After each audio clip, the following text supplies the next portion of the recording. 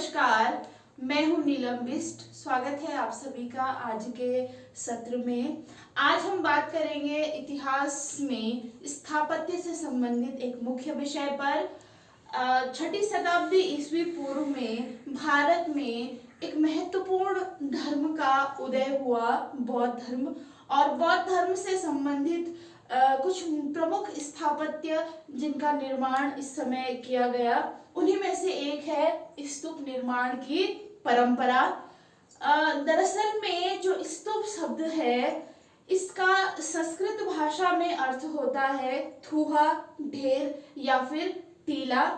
और स्तूप शब्द का हमें सर्वप्रथम उल्लेख ऋग्वेद में मिलता है और ऋग्वेद में स्तूप शब्द का अर्थ बताया गया है अग्नि की उठती हुई ज्वालाएं। स्तूप का निर्माण मुख्य रूप से तब किया जाना शुरू हुआ जब महात्मा बुद्ध की मृत्यु के पश्चात उनकी अस्थियों को मुख्य रूप से 8 भागों में बांटा गया। अस्थियों को 8 भागों में बांटा गया और इन 8 भागों में जो अस्थियां बांटी गई उन पर समाधियों को निर्मित किया गया और इन समाधियों को ही बाद में स्तूप का रूप दे दिया गया था। ये स्तूप प्रमुख रूप से 4 प्रकार के थे या 4 प्रकार से इन स्तूपों का निर्माण किया गया था। तो ये 4 प्रमुख प्रकार हैं स्तूप के।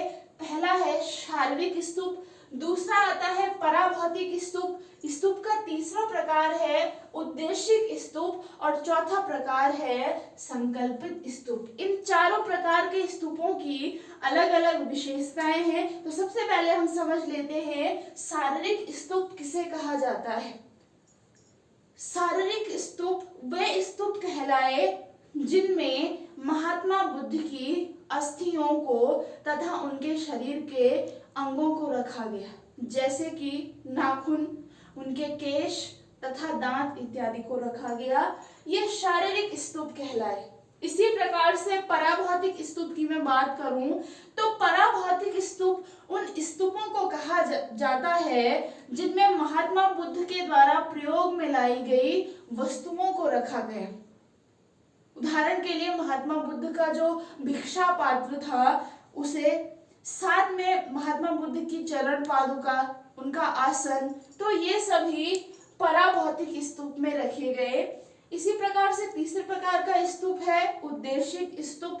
महात्मा बुद्ध के जीवन से संबंधित जो महत्वपूर्ण स्थान थे, जैसे उनका जन्म का स्थान, उनका निर्वाण प्राप्ति का स्थान जहां उनको ज्ञान की प्राप्ति हुई, बौद्ध परंपरा में ज्ञान प्राप्ति को निर्वाण कहा गया है। उन्होंने अपना पहला उपदेश जहां दिया, उन्होंने सबसे ज्यादा उपदेश जहां दिए, तो ये सारे स्थान जो बौद्ध महात्मा बुद्ध से संबंधित थे, इन स्थानों पर इन स्तूपों का निर्माण किया गया, उद्देशिक स्तूपों का। चौथे प्रकार का स्तूप है संकल्पित स्तूप। इन 3 प्रकार के स्तूपों की अपेक्षा में ये संकल्पित स्तूप अपेक्षाकृत छोटे आकार के होते थे और ये स्तूप उन बौद्ध तीर्थ स्थलों पर, जो बौद्ध तीर्थ स्थल हैं भिन्न भिन्न, वहां पर निर्मित किए जाते थे बौद्ध धर्म में श्रद्धा रखने वाले श्रद्धालुओं के द्वारा।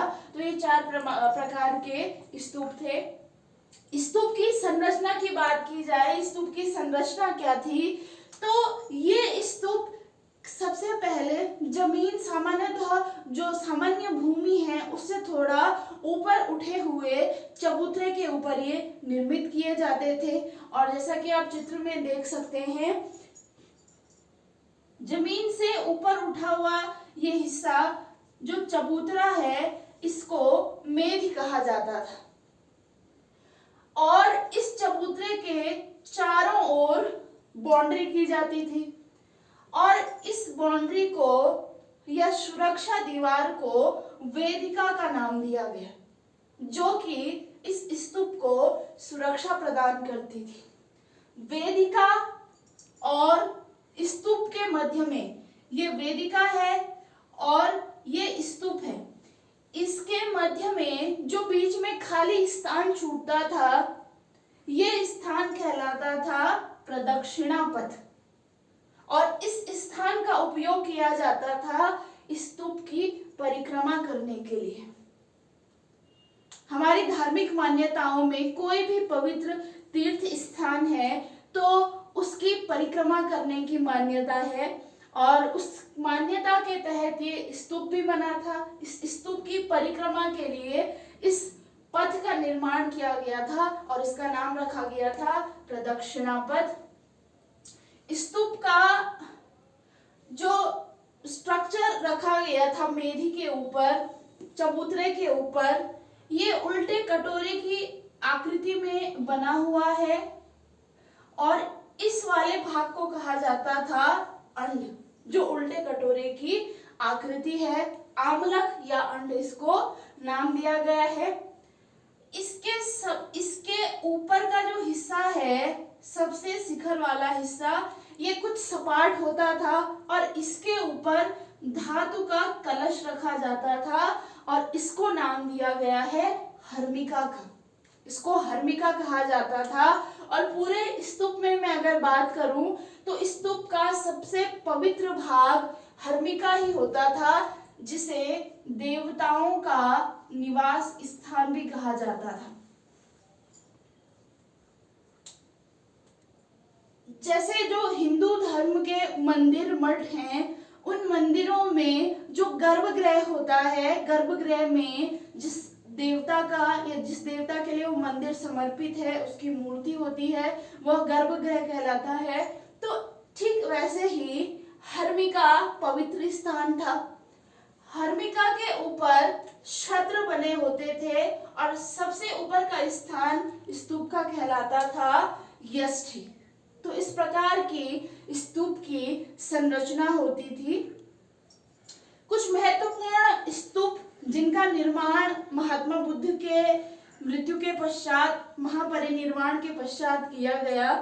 हालांकि जो हमारी किंवदंतियां हैं उनके अनुसार करीब 84,000 स्तूप तो अशोक के द्वारा निर्मित किए गए थे, लेकिन जो वो है सांची का स्तूप, भरहुत का स्तूप और अमरावती का स्तूप। सांची का स्तूप सबसे प्रसिद्ध स्तूप है और आज भी काफी अच्छी स्थिति में मौजूद है। भारतीय पुरातत्व विभाग के अधीन ये संरक्षित है और इसको विश्व कलादाय भी घोषित किया जा चुका है।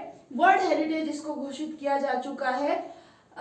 सांची का स्तूप मध्य प्रदेश के भोपाल में रायसेन जिले में स्थित है। धन्यवाद।